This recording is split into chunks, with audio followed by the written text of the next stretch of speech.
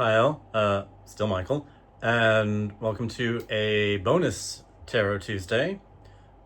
Probably happening on a Wednesday, but we're going to ignore that because we're not staying Tarot Tuesday after this. Yeah, like I said in my last video, there's too many Tarot Tuesdays already, and I discovered this 4 weeks ago, but for the sake of consistency, I wanted to ride this one out. So I'm going to test drive something with you. Let me know what you think. Tarot on the wheel. And you'll see why in a minute, because this is a follow-up to the low and high major arcana exploration.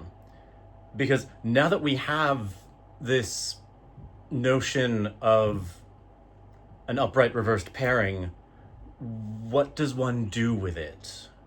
And this is something I actually came to sort of flesh out a couple of weeks back, and I want to know what you guys think. And it stems from, going back to Advanced Tarot by Paul Fenton Smith, the idea of a reversed card returning to the upright meaning of its previous card to seek clarity and sort of fulfill a lesson that is to be learned before it turns upright and moves on to the next card in the sequence. Now, the way it structures in my head is if it's going in a cycle, then the upright end of one card leads into the reversed end of the next one. And that is the nature of the cycle. And the other thing that's developed over the course of these past few weeks is what I sort of call a card's midpoint meaning. By which I mean, instead of thinking of it as an upright and a reversed, there is instead an interpretation in between those two, which is then augmented by the upright or reversed position.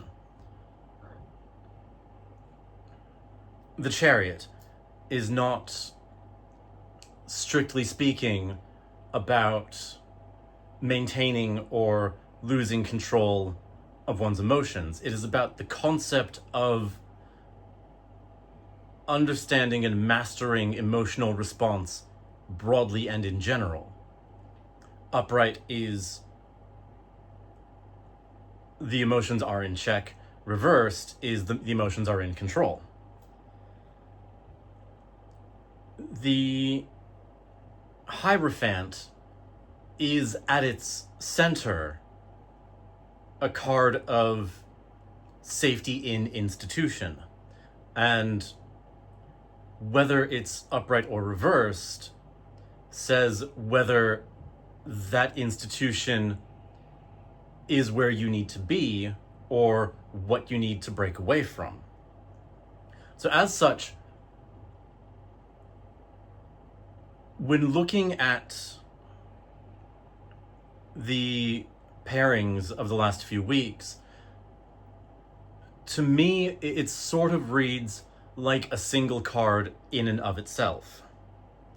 And I'll go through a couple of examples of this, both as a way to fully explain this idea, but also to show how flexible it can be, because not all decks are created equal.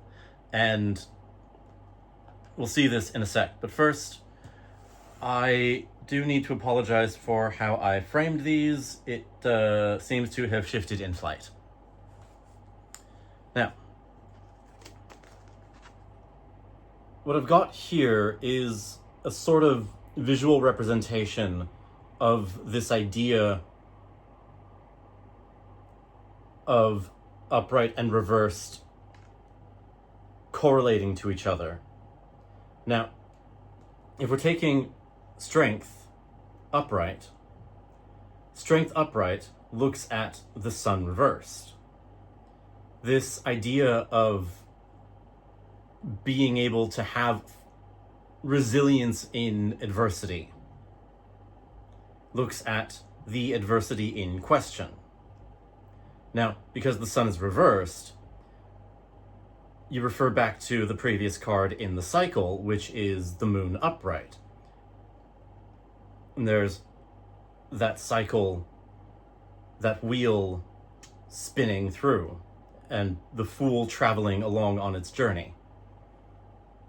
So, having fortitude in the face of adversity and the unseen adversity, which is requiring the strength.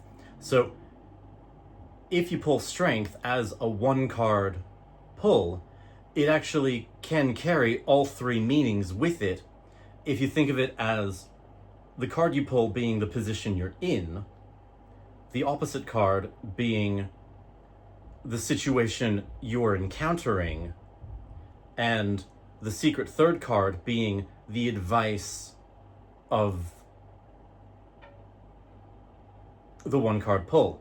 It creates a single it creates a 3-card reading out of a single card pull. Now, likewise, if we have a strength reversed, from that position, it's actually going in 2 directions. You've got losing that fortitude in adversity, or maybe there's no adversity to begin with. Looked at it that way, strength reversed looks across to the sun, the summer of one's life, the fortitude, the joy, the happiness. You are not where you think you are. There's no fight to be had. You don't need the strength, you need the warmth. And to see your position, you have to go back to the chariot and focus on pulling this emotion, this panic, back into alignment with where it needs to be and where it came from. Now, when I said that decks come in different constructions, the way I want to demonstrate this is also by introducing you to the next deck that I'm going to be using for the next part of my explorations, which will be coming in the next few weeks. I might take a break. It depends on how much I can get through on the planning, the execution. I'm not leaping blind into this one this time. I actually know what I'm doing, mostly. Comment below if you think I know what I'm doing. So, I have been using my trusty Dragon Tarot for this run, but I'm going to be moving next into the Animal Tarot Pocket Edition, which has a really interesting characteristic in that the cards Justice and Strength actually switch positions. So instead of Strength being the 8th card, it's actually the 11th, which moves it into the high major cycle, and it creates an interesting paradigm because of that. Now, first of all, how pretty are these? Second of all, so Strength Upright in this case is the 11th card, and as was shown in the first week, second week, one of the weeks, the 11th card, which used to be Justice but is now Strength, actually looks across at the Fool reversed. So to find the correlation between them, look at the midpoint meaning. Strength is the idea of fortitude in adversity. The Fool, upright, is a card of blissfully leaping into the unknown, trusting that everything's going to be okay. Reversed is a terrified leap into the unknown, with no idea what's going to happen. But at the very middle of the Fool is the idea of that leap into the unknown, full stop. So there's the idea of gauging one's fortitude in the face of a challenge, and the challenge itself being the mysterious leap into the unknown. Now, because strength is upright, it is having the fortitude to face that challenge, having the capacity to make that leap, but the Fool reversed is what strength upright is looking at. It's knowing that one needs that strength because the unknown is out there. So the Fool reversed looks to the world upright to understand one's position, one's place. It's about having the conviction to leap into the unknown from a place of comfort. Whereas reversed, now we have strength, that lack of fortitude or the lack of adversity. Again, it's one or the other. So which is it? Well, strength reversed is looking at the Fool upright. And the Fool upright is that happy-go-lucky, joyous, spontaneous, adventurous journey into learning.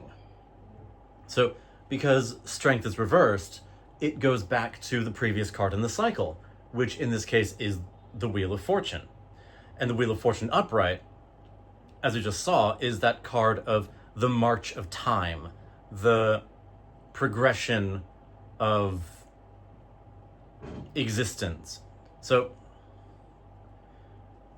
if you pull a strength reversed in this deck, or a deck like it, where strength is in the 11th position, it looks across at the Fool and accepts that the inevitable is the leap. And whether you feel ready or not, the leap has to be taken, but have faith that good can come of it. Now, there are other decks that have other configurations of major arcana. My partner actually has a Pug Tarot deck, which has 2 extra cards at the end of the major arcana. So it does sort of complicate the process a bit, but the only thing it changes is it adds 2 more pairs and things shuffle down a little on the scale.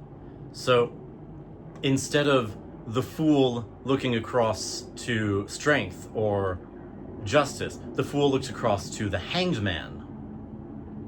And the midpoint between them is that leap into the unknown versus the surrender to one's situation. Maybe you don't want to, but you feel called to. And exploring the relationship there. So really, the way this whole cycle can work, you simply divide your major arcana in half, first to the low, midpoint, to first to the high, midpoint, reversed. Take a moment to look at those two and find how you associate the two of them together. And then remembering that whichever one comes up reversed takes a lesson from the previous card in the cycle. So it's always position, viewpoint, advice. And with that, you can turn any 1 card major arcana pull into what is effectively a 3-card spread. I really hope that made sense.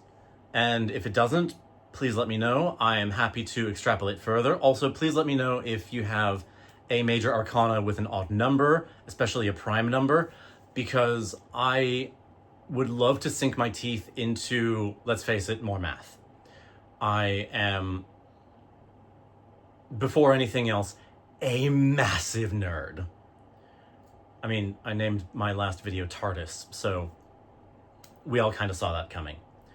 Like I said, I will probably, hopefully not, but probably be taking a short break in between this and my next project because it involves a lot of backstory.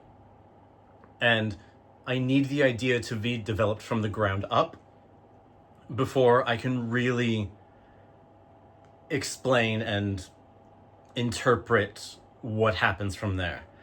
In the meantime, thank you so much for sticking with this. I will see you on the next one, which I hope won't be too long. If it takes longer than a month, please feel free to harass me. Don't harass me. Not like, but bug me. Pester. Harangue. And in the meantime, until I see you again, travel safe.